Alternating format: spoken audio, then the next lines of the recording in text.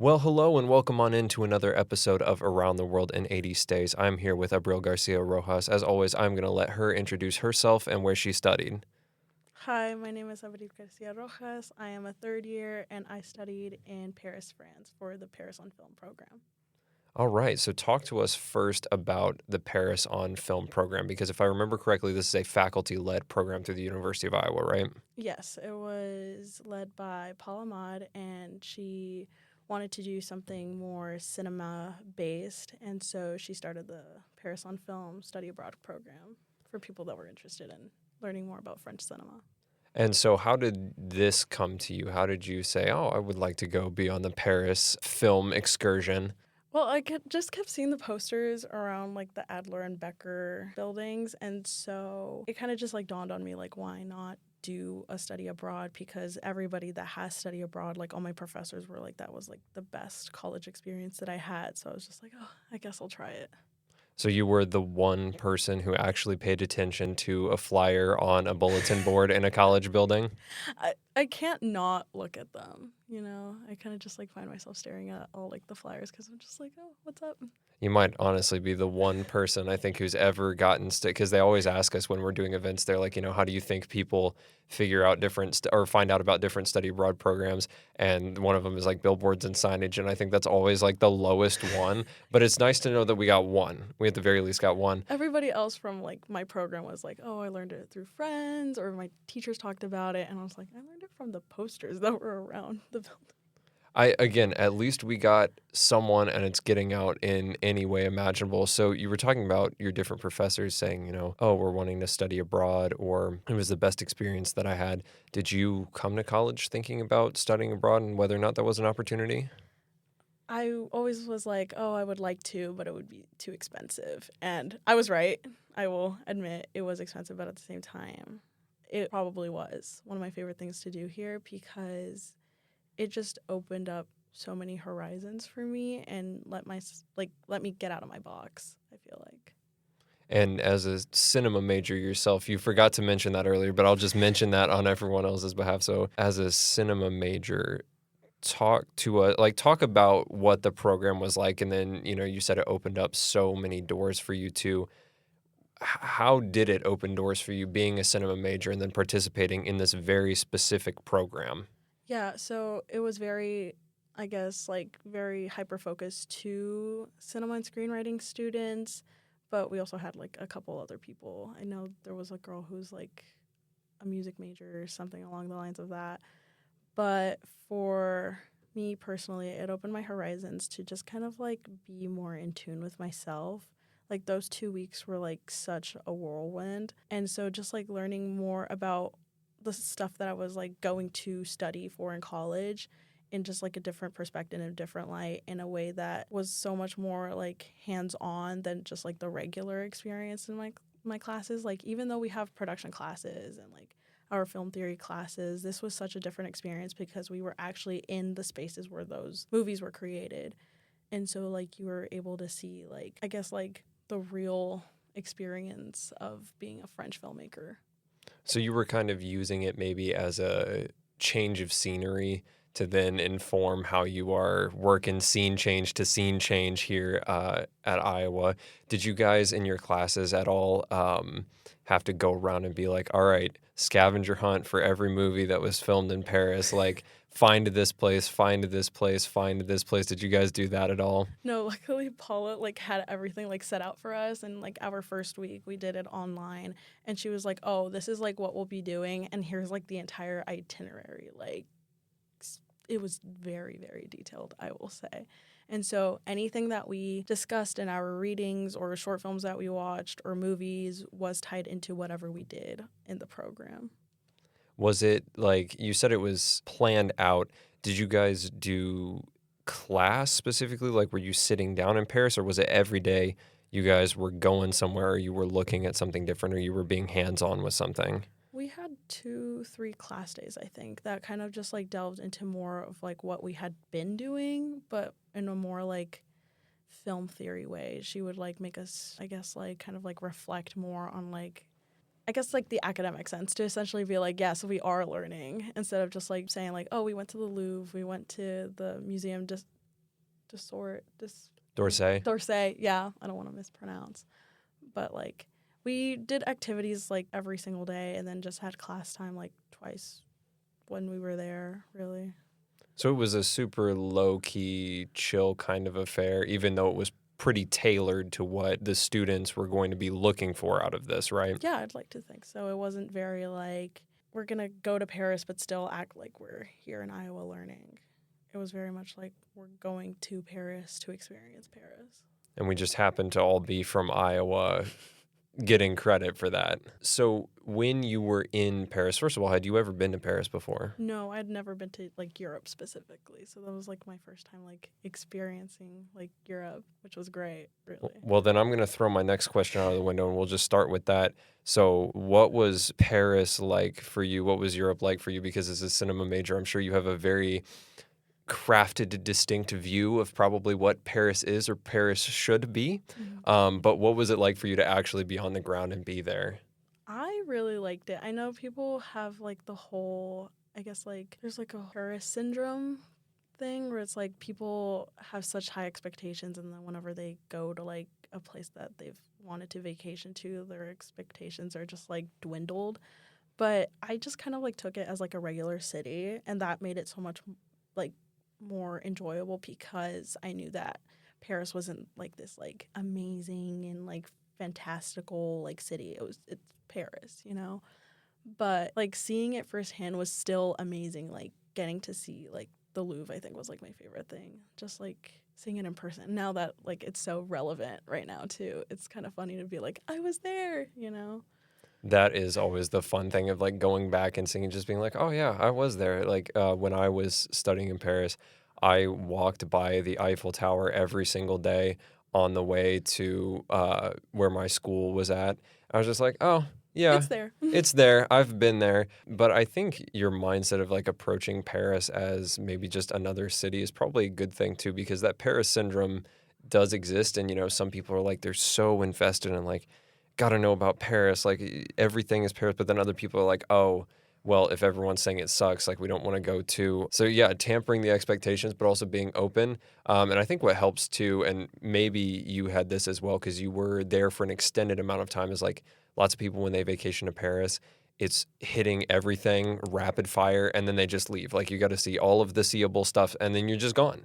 But like you were able to live there. What were some of your favorite parts about just being able to like live in Paris and not feel rushed like it was a vacation? Well, I mean, it kind of was. We were there for 2 weeks. But we saw a lot because I've had friends that like have been there for like a semester, an entire year, and they're just like, yeah, we didn't even do half of what you guys did. I guess some of the highlights were having dinner on the Seine, seeing the Eiffel Tower, going on the Eiffel Tower. I'm afraid of heights, so I just stayed on like the first, second floor, and it was just like, you guys go have fun. But we went to several museums. We saw a French movie with the French director that was there. He gave a Q&A afterwards, and it was just like a super fun experience. I really enjoyed that. We also went to a specific like film museum, the Cinematheque. That was really great. I also enjoyed that. So when you were learning about French film, did you have any background knowledge on what French film you were going to be looking at, or were you versed at all in some of the classics, or did you just go in blind on the French film scene? No, due to all my like film classes, I didn't go in blind. I know a couple people, this was like their first time like actually like seeing French film and like knowing about French cinema. But since like my classes and all my like film analysis like courses that we had to take, I had already seen a couple of those films or like just like knew about like French cinema. Did you, I mean, obviously you were there where a lot of the stuff was filmed and or created, but did you gain any different perspective on like, oh, I could use these aspects of specifically French film for any of my later works, or this is how I view maybe some other films or genres that I've seen differently because of what you learned and what you experienced through this? Yeah, a little bit. I mean, I had always liked experimental film and like mixed media animation because I do some of that for my personal work. but actually seeing how well like versed and curated and how adored those types of like creatives are, it kind of encouraged me to pursue that more because I was always hesitant, like, oh, there's not a big enough audience, it's too niche, like most people wouldn't get it, you know. But seeing all of like the weird French films that like we got to experience, and just like the museums and all the like artsmen, like all the craftsmanship that we were able to see, it like encouraged me to just continue pursuing like, I guess, like my quote unquote weird filmmaking style. Well, and then going off of weird films, what was the French film that you saw during this? Maybe you had already seen, or maybe it was new to you, that had like the biggest impact, or maybe you were like, whoa, watching it. Were there any of those films that you saw? I think I'm gonna sound basic when I say this, but Amelie, just like the color grading and just like the style of storytelling that movie has, it's so strange, but I really like that movie. And it's also just like, I guess the go-to people say like, oh, this is like French cinema. So it's from a cinema major having a not crazy take on like a French film. You're not going to admonish any of us for not having seen some 1920s one. Like you got a pretty base take on the French film scene I too. mean, if I say like, oh, this like very niche like French short film that I can't even like pronounce, then like I feel like that's unfair. Did you guys ever watch, this is out of curiosity, because the one like specifically French film I've ever seen is, I can't remember if it's just called The Red Balloon or if it's The Boy in the Red Balloon. Did you ever watch that film? Oh, I can't remember off the top of my head. It's like it's from I think it's the 70s, Mm. and it's about a little boy, and he has a red balloon, shocker, and he, like, the balloon just kind of wanders around with him. And Yes, we did you did. see that Yes. one? Oh, wow. That from the title I should have guessed. Yes, we did see that one. That's the again, the one French film that or like of that kind of genre-ish stuff that I've seen. I really liked it. I really liked the ending too. Spoiler alert, there's a little girl with a blue balloon as well, but I really liked that It's one. cute. I feel like it's nice because the balloons have personality. It's strange to say that they like personify them. And it's all done, if I remember correctly, like all done with practical effects too. Hmm. So all of the move, it's just, I don't know, it's really It's nice. sweet. Yeah. So yeah, that is my take on the French film experience. So you were only there for 2 weeks, and you said that there was a week before you actually going to Paris that you did like classes and pre stuff for the program, right? Yeah. When you were actually there in Paris, did they put you up in a residency, or where were you guys living? We were in the 14th arrondissement. We lived in like a little hotel, and so it we all had roommates. We all shared a room. Not all of us, but two people in each room. And so we just lived in a hotel for 2 weeks. And then just checked right back out, and Yeah, there it pretty was. much. Like checking in was so funny because it was just like horde of students just like walking in, and all like the French people being like, "What is going on?" You're like, sup, here's the long-term guest. We speak English too. Did you have, because in like Paris, obviously, it's the world's most city, so they're gonna have all kinds of language stuff. But did you go in being like, oh shoot, what if I don't know French? Or like, what if they're not gonna like me for not knowing French? Because I know I went to Paris and I was like, I don't know how they're gonna receive me. I mean, I do speak another language. It's not French, but like at least I'm not a monolingual American. But did you go in with maybe like a little bit of nervousness of like, oh shoot, I don't know French, or Um, okay. I will admit, I did Duolingo for like 2 months and then I gave up on it because I was just like, I don't need to know how to say horse like 300 times. Like, cheval, we get it. I did see a horse and I just screamed, cheval. So that was useful. Props to Duolingo for that. But I kind of just like hoped for the best, really, because I was told, oh, they speak English enough. And I was like, okay, cool. No, they like literally got mad at us whenever we would speak French. We were at like a gyro place and my friend was trying to order in French and he was like, no, English. And like got mad at her. And I was like, oh my God. So we just spoke English the entire time, really. I think they speak better English than us, really. I think that's true of most European places outside of the British Isles. But yeah, I had to pull out a lot of the Je ne parle français a lot. Hmm. But I did. Did anyone in your program speak French? Because my roommate and my floor mate, both of them in my program, both of them in their childhood had lived in French-speaking Switzerland. Oh, wow. So There's French speaking Switzerland? yes, little. That's a conversation for a different time. But yes, part of Switzerland speaks French, but they had lived in like French-speaking Switzerland, and so they remembered enough French to where like we could get by without the awkwardness of like I'm trying to order in French, and they're like, no, no, no, no, like they could get through with it. Did you have anyone who you're like, you know French? Here you go. No, not really. We all were like subpar with our French, really. There were times where we would run into like Spaniards, and then that's when everybody would shove me to the front. And then I'd be like, yeah, hi. And they'd be like, where are you from? And I'm like, oh, I'm Mexican. And they'd be like, yeah. So Spaniards hate us, I will say. I got confused for a Spaniard on a couple of occasions because I have a couple soccer jerseys that I brought that are of Spanish teams, and I got asked in a club if I was Spanish, and I freaked them out by responding in Spanish because I was just like, that's my first instinct. I was like, oh, they're speaking Spanish, okay, and then they were like, wait, but you're from the United States, like, how do you speak Spanish? I'm like, cause I lived there for a time, like. But they were also pretty disappointed that I was not Spanish either, Mm. even though I was wearing all of the stuff. I think you could pass. Maybe I'm kind of tall though. I'm kind of tall, and my eyes are a little bit blue for being a Spaniard. So maybe like someone who's Catalan, but I don't know. I'm a little tall to be a Spaniard, Mm. and I try not to have a Spanish accent when I speak Spanish. No offense to my Spanish friends, it's just you get it.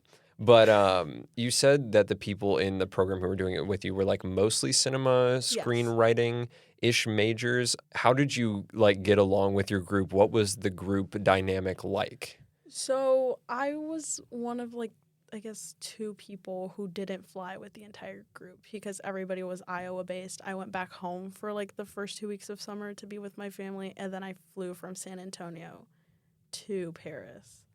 They flew from Iowa to Chicago to Paris. And so I flew the entire time by myself. They kind of like had their like little bonding time, I think.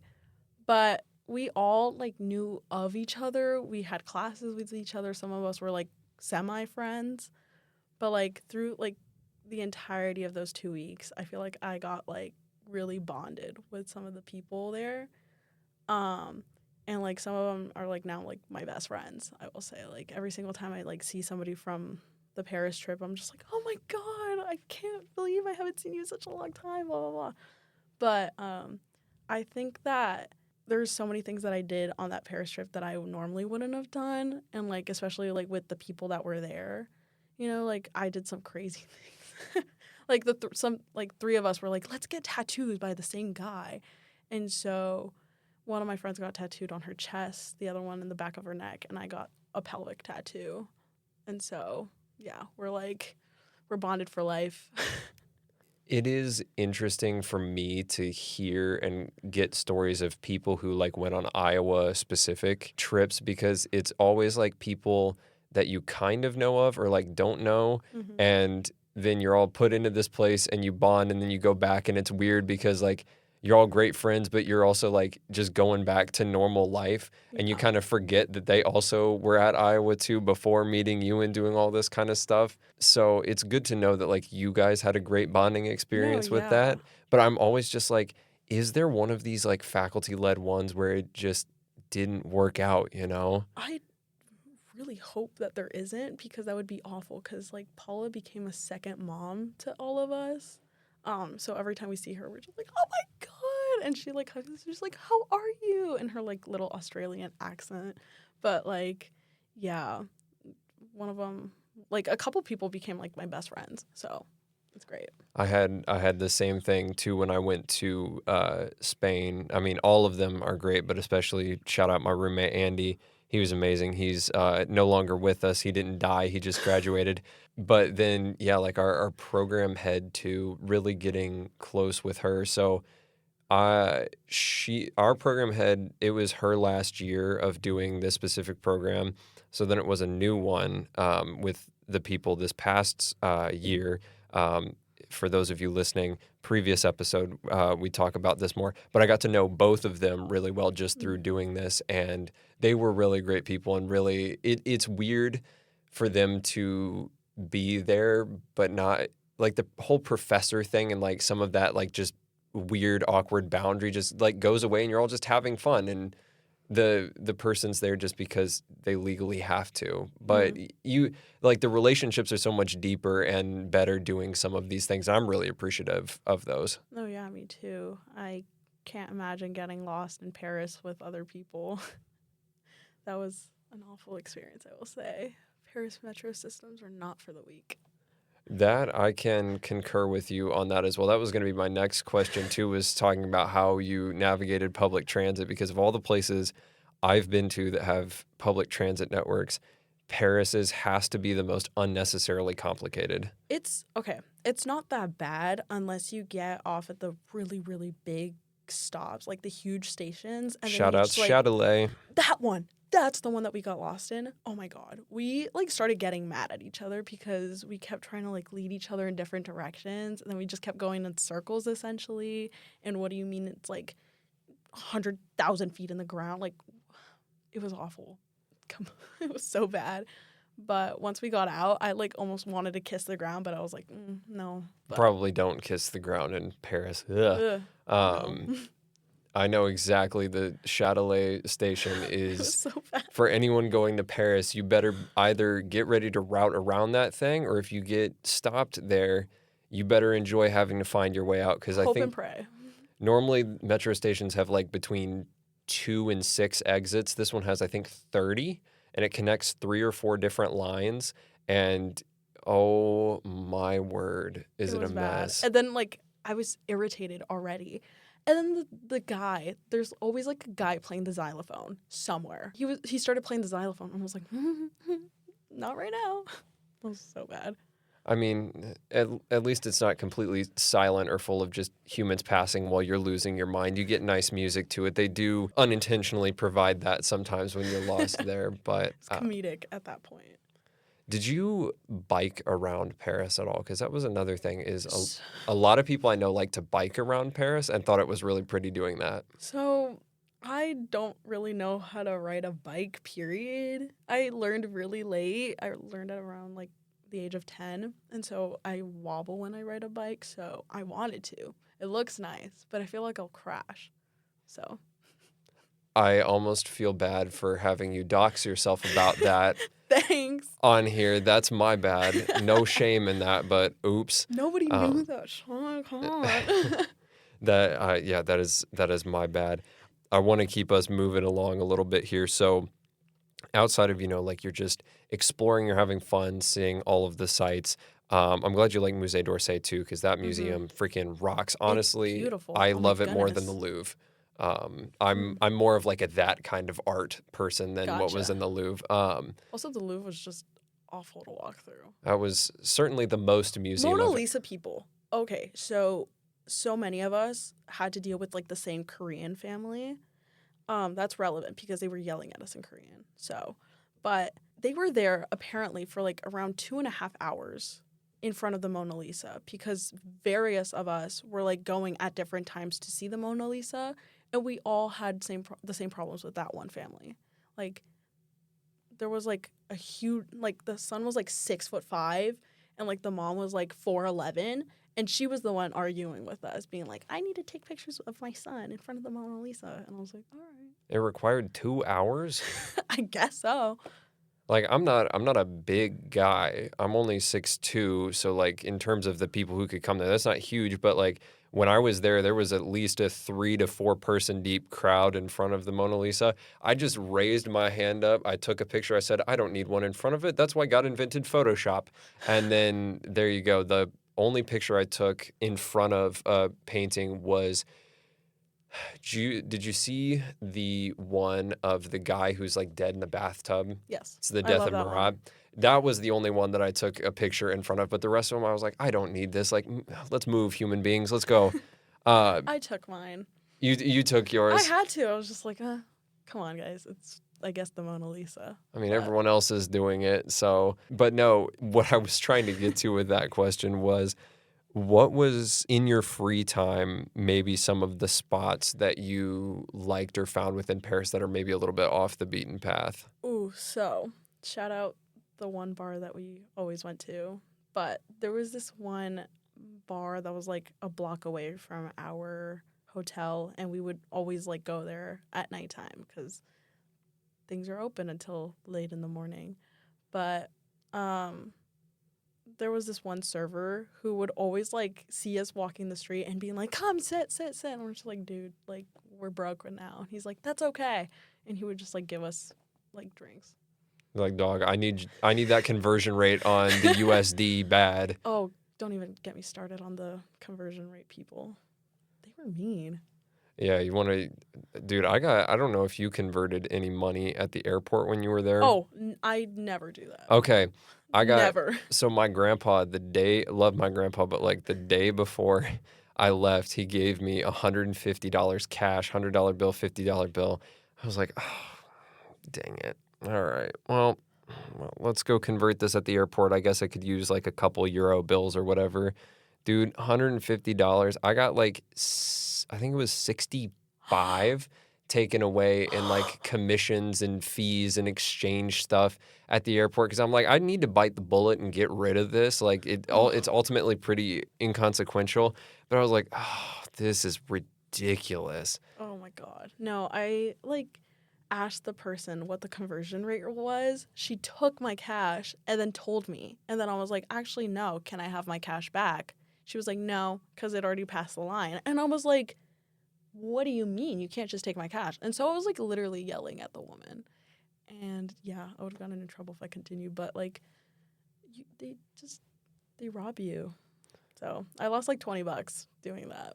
Yeah, Paris is off to a great start. So yeah, if you're going to Paris, don't take cash, man. On it, like I found it was easier to, if I ever needed cash, just eat the ATM fee that it Yeah. would charge you than to go and like convert your own We cash. abused that, like the ATM that was like right outside our hotel, because the conversion rate was a lot less than at regular, like I guess conversion places. I don't know, but Yeah, just like the like 3% surcharge or whatever that they would put on it for taking like yeah, an out of network no, yeah, ATM. Like, don't care. I can take it. I'm not going back to one of those conversion places. that or I just used my card at that point.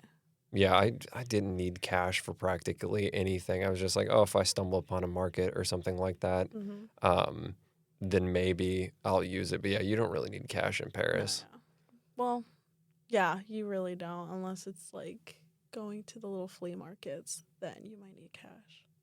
So you said you and some friends got a tattoo in Paris. Yes. What was like the craziest story or shenanigan that ended up happening to you while you were there? Well, besides the tattoo, I guess this wasn't really a shenanigan. It was just like an interesting conversation. But we met this guy outside of like the Lala Land bar, I guess you could call it. Um, his name was Jean Baptiste, no joke. But he had been visiting from like the south, and he was like coming to visit Paris because like he had only been like a couple times. And he was just like asking us questions as like Americans. And so we were just having this conversation with this guy, and like his friends kept bothering him. And so like they finally come up to us and they're just like, "Oh, like you stupid Americans, like blah blah blah. Like I bet your education system is so bad." And then they start trying to quiz my friend on geography. And I'm just like, "You're asking the wrong person. She's so knowledgeable in geography," and she just like beat them. Like it was so bad. And she's just like, "Yeah, I bet you don't even know where this place is." And they'd be like, "What's that?" And it's just like so dumb.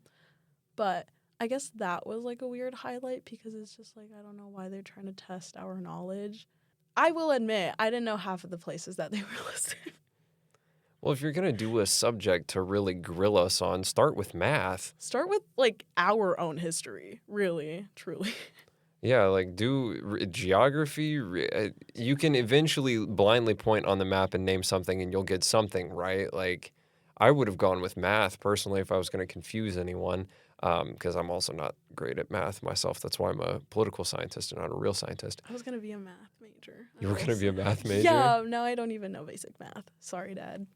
He's a math major. Oh no. Well, hey, you know what? You went to Paris and looked at movies. I feel like that's objectively a lot more. No offense to my brothers in the math major. You know who you are, but I feel like that's objectively more fun than being in math class all day. Yeah, I think. Being yes, our liberal arts high horse here. So to kind of round us out, I want to first ask about food. I want to get a quick food segment in. What was the best, worst, weirdest, wildest, most fun food that you had while you were there? Okay, the first thing that comes to mind, and some of these people that went to Paris with me will know what I'm talking about. But when we were on the Seine, we had dinner on like a boat, and we had this like lava cake. It was so good, and I guess just like regular baguettes, really, just like any type of bread. Didn't try escargot, I will admit, but the crepes were good too. You really should have tried escargot. I just intimidated by it. I'm sorry. I'm not. I've already done this once, but like it's not as bad as people think. It's really you just think through it. It's really not as much as people say it is. Is it warm or cold? It's like room temperature. Oh. If it was cold, yuck. But no, it's like room temperature. You wouldn't serve it hot either. That'd be really, really weird. But I do miss the baguettes. It's like €1 worth. Like, whole. I Like, ate a lot of bread. Oh, and eggs. Oh my gosh. had a lot of oofs in your time there. The eggs were cheap and also really good. So yeah, the people in Paris know I would like eat 6 boiled eggs at a time. 6 boiled eggs and bread. That was my diet. I had bread and oranges. I ate a lot of oranges while I was there. That bread being the staple, that was like breakfast and lunch most days, was just one singular Or baguette. just like the sandwiches. Like the sandwiches are great. Oh my god. So great. She said, "Great, oh my God," as she whispered out in the microphone, like it's so good it takes your voice away sometimes. And Basically, like, yeah. man, I miss that. So I want to real quickly ask, because we unfortunately have to go for a little bit shorter time today, but I want to ask, what advice or things do you have to people who are, or do you want to give to people who are thinking of maybe doing this Paris on Cinema, Paris on Film program, as someone who's a cinema student yourself and who had never been to Paris before? I guess for like this program specifically, I will say that it does really help encourage creativity at like a basis level of advice. But it's also just like a great opportunity to like connect with peers and just kind of like be outside of like the box of what the Iowa cinema department is. Not to say that it is like a confined box, but it just like broadens your horizons, gives you like a different taste of life. That's kind of corny, but it was also just like a great experience. I say take the leap and spend the cash and just like go. Truly, like you can go into debt for like a little bit and get that cash back, but you will never be able to have another experience like that again if you miss it. Like truly go for it. Don't miss out. I say go. She says go. Well, one final question here. What is the one song that defined your study abroad experience there? Oh my gosh. Wait. I don't have a song. Oh my god. Why would you ask me this? I don't know 'Cause it's any what of the I French. I don't know any of the French songs. It Like, doesn't need to be French. It can be anyone. Piaf, that Piaf song. You're asking the wrong person who knows French music. If you know, you know, I guess. I'm blanking on the song and I don't want to sing it. You can send it to me later, and when I put this out, I'll put it on, and everyone will know. But it's a Piaf song. Okay. I think it's Piaf. I have no frame of reference for that, but you have some mind and mentality to it, and that's good. But at least you had one. At least you Yeah. had one, or maybe multiple, or maybe multiple. It didn't have to be French, but if it was French, even better. Yeah. Yeah, it's French. So, Abril, I want to give this platform for you now as we're closing out to plug anything that you were a part of. Tell us what's going on with your life right now and what all you're doing. Oh gosh, I don't even know. I'm kind of like part of 8 student productions right now. I'm president of the Cinematic Arts Student Organization. So if you're interested in just like going to cinema events, even though you're not in the cinema department, just follow us on Instagram. It's just KSOU Iowa. If you want to also see, I guess, some of my film work, get to be in some films that I'm planning on doing next semester, also hit me up. I have a lot of, I guess, cinema work on my Instagram. So there's that. But yeah, pretty much it. Well, Abril, I want to thank you very much for coming on, for sharing your experience with this very specific but very cool sounding program that's led here through the University of Iowa. Like I said, I'm sorry we had kind of just a shorter amount of time today. I wish we could have been able to talk about this a little bit more, but I thank everyone for listening, and we will see you wherever and whenever in the world next time.